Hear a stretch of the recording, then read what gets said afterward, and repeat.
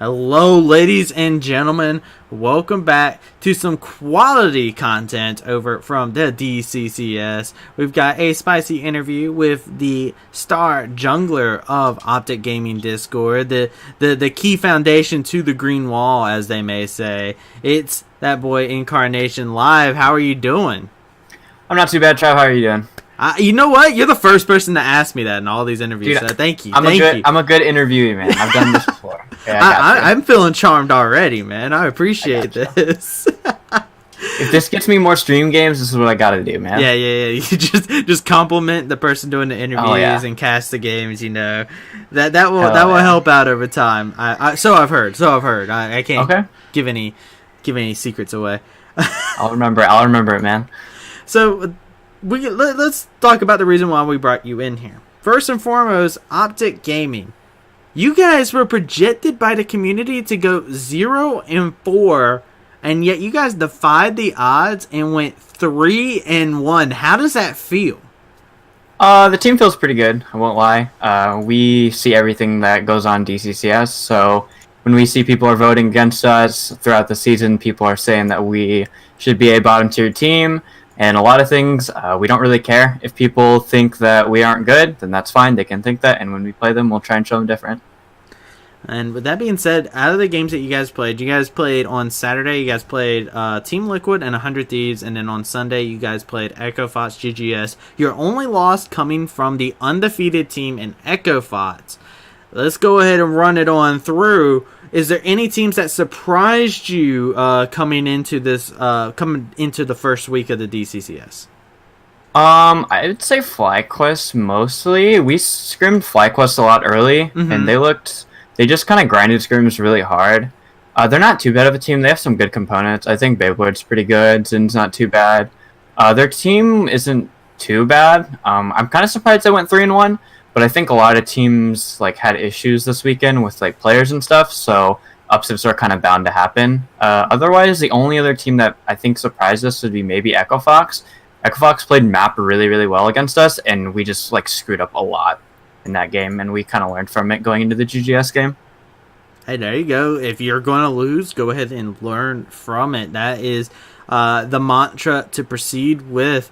And I think FlyQuest surprised a lot of people, that's for sure. And unfortunately, you guys don't have your chance to go after them just yet, even though you're longtime scrim partners. You guys still have to wait, I think, another week before you guys get your hand at FlyQuest. Coming up into the next week here, I got to ask you, out of all the teams that I interviewed every single team that's 3-1. You are my last team from the 3-1 teams that I've interviewed. Spoiler alert. This is the order that's gone on here. The big question has been strength of schedule. You guys played against the side of Team Liquid, 100 Thieves, EchoFots, and GGS, with your only loss coming from EchoFots, which is right now the top team in a lot of people's eyes. How do you think you match up against the other 3-1 teams in FlyQuest and Clutch Gaming? FlyQuest and Clutch Gaming, I'd say overall in the league, we're mainly looking at EchoFox. All the other teams, we kind of understand what they want to do and how they like to play, and we write it down, we study, we do all the things we need to do, we VOD review, we'll look at scrims and stuff. So we feel pretty confident going into CG Fly. We kind of know what each team wants to do and how they want to play, so we've just kind of been preparing throughout the week. Yeah, I don't think there's a team that we're not FlyQuest is coming out of nowhere. CG kind of came out of nowhere as well, but we're not really scared of any teams. We're just trying to do what we do best and see if we can win. Yeah, I think it's an interesting point to bring up is the fact that you guys probably had the hardest schedule out of Clutch Gaming and FlyQuest last week.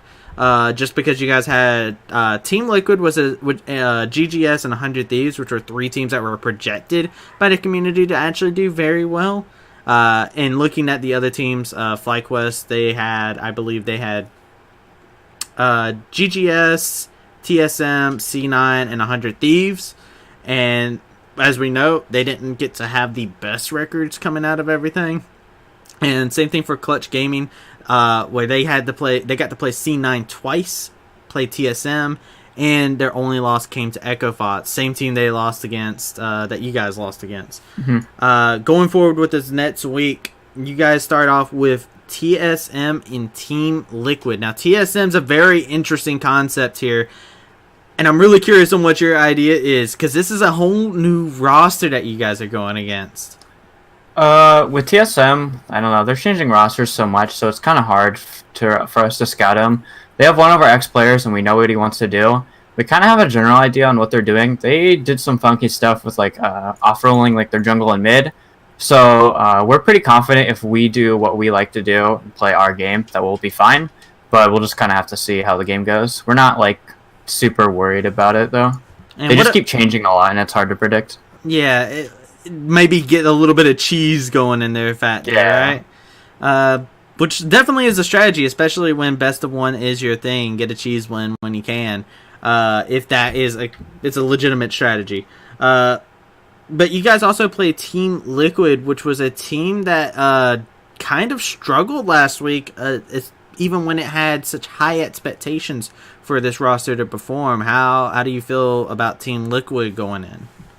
TL, I mean, I think the win last week definitely made us confident. I wouldn't say we're, like, overconfident, but I think that was, like, our first game, I believe, and it was, like, a really big release on our shoulders after we played, especially our first 2 games and went 2-0 with our sub-roster. We were like, okay, like, we aren't like last season. This is way different. Like, this is definitely possible.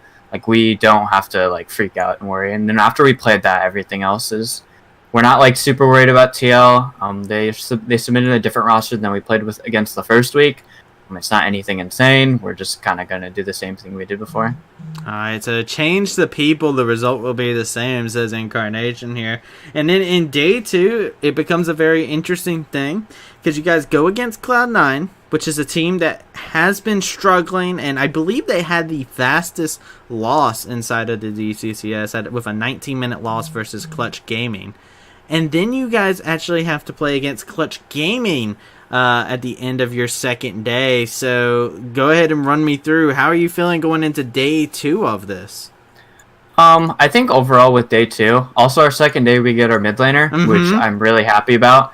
Our mid laner is an IRL of mine, and I've been playing him for like most of my league. So we have really, really good synergy.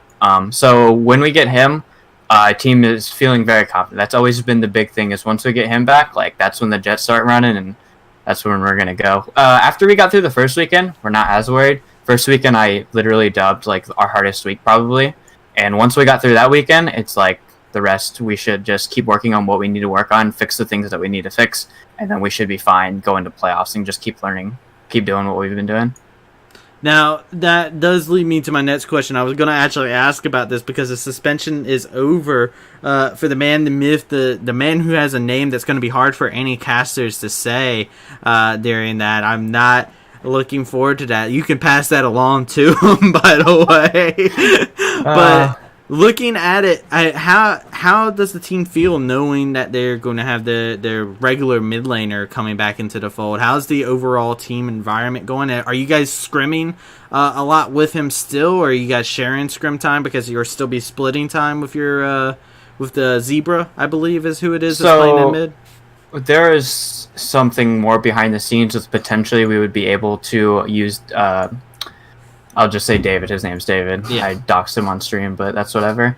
And he would maybe play both games. So we played with him a little bit, but once we figured that out, I think we scrimmed 2 nights with both rosters. Because the thing is like with our sub roster, we're still like pretty confident that Zebra's a really confident guy, and he can play a lot of things. So with him mid, and with us performing 3-1 last week, we're still okay with running either one and doing whatever we have. We've practiced with the roster with David mid for like a solid like month, even with like Hoppin going out. We still scrimmed with them a lot, so we're still like really confident, and all of us are feeling really, really good about it.